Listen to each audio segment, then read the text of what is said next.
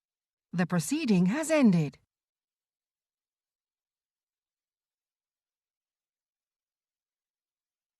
The proceeding has ended.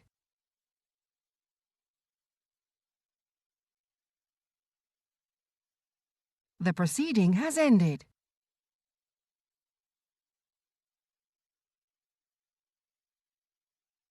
The proceeding has ended.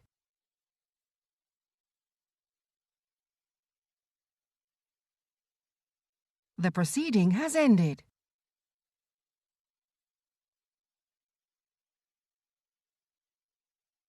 The proceeding has ended.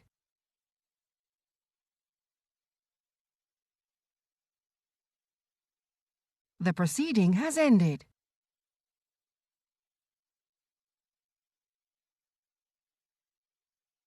The proceeding has ended.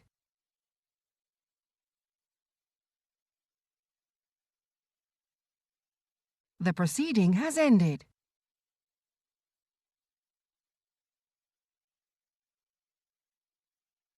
The proceeding has ended.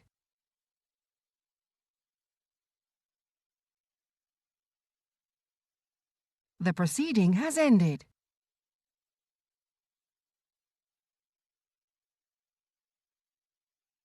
The proceeding has ended.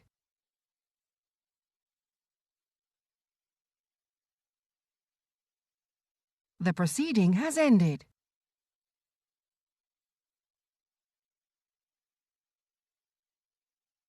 The proceeding has ended.